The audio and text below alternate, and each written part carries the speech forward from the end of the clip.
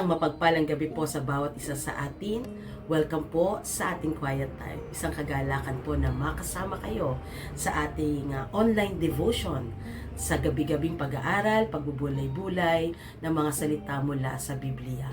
Sumaati nawa ang kapayapaan ng ating Panginoon.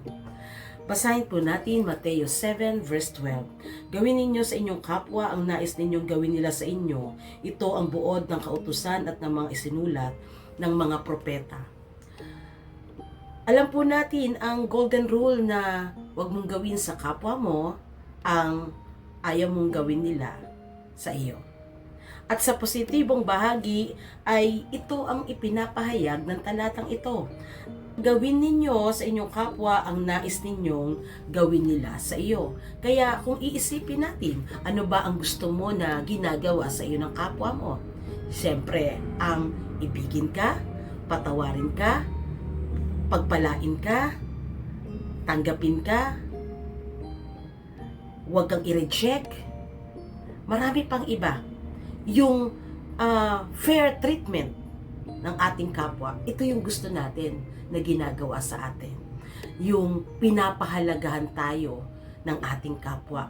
Ito yung dapat din natin gawin sa ating kapwa. Hindi tayo gumagawa para manlamang at gayon din naman tayo gumagawa para may ibalik sa atin. Bigyan po natin ng pansin iyon na hindi tayo gumagawa, naglilingkod sa ating kapwa, hindi tayo nagbibigay, hindi tayo umiibig, hindi tayo nagpapatawad para merong balik. Para lang sabihin na meron tayong ginawa sa ating kapwa, dapat gawin din nila ito sa iyo.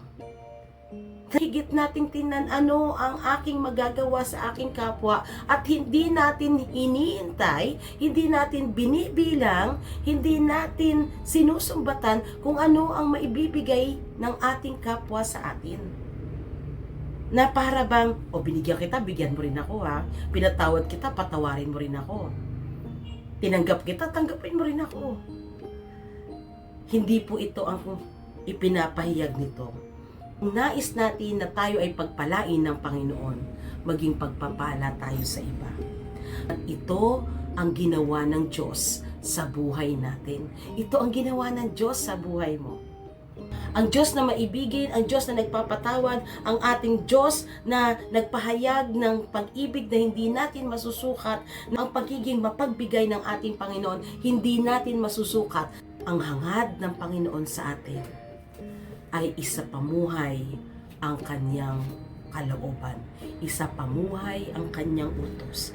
Gawin ninyo sa inyong kapwa ang nais ninyong gawin nila sa inyo ay isang utos na ipinahayag ng Panginoon upang sa ating pamumuhay ay natutupad natin ang kalooban ng ating Panginoon sa kapangyarihan at pag-ibig na madaloy sa atin sa pamagitan ng banal na Espiritu na hindi tayo gumagawa ng para sa sarili natin, kundi tayo ay naglilingkod, tayo ay tumutulong, tayo ay nagbibigay, tayo ay tumutugon at iniibig ang ating kapwa sapagkat ito ang kalooban ng Diyos, ito ang ipinadama ng Diyos, ito ang ibinigay ng Diyos. Maging fair tayo sa ating kapwa. Be a blessing sa pamagitan ng lahat ng ating ginagawa, ng ating sinasabi, ng ating iniisip at pagtugon sa Panginoon.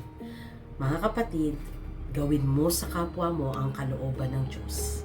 Gawin mo sa iyong kapwa ang pag-ibig na ipinadama ng Diyos sa iyo. Ikaw ay pinagpala ng Diyos, maging pagpapala sa iba. Ikaw ay pinatawad ng Diyos, magpatawad sa iba. Ikaw ay tinanggap ng Diyos, tanggapin ang bawat isa. Ito ay pagsunod sa utos at kalooban ng ating Panginoon. Tayo manalangin.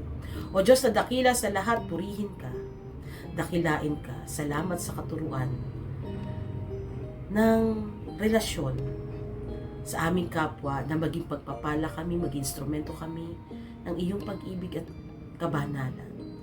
Puspusin mo kami ng iyong pag-ibig, O Panginoong Diyos, na nawa ma-inspire ang iyong mga anak sa iyong mga salita, upang kami ay maging pagpapala sa iba, na magawa namin ang kalooban mo ng may pagmamalasakit, pagpapakumbaba, pagtanggap, pagpapatawad, at sa lahat ng ito ay ipapahayag namin ang Diyos na dakila na siyang umibig sa amin ay maging maibigin din kami sa aming kapwa.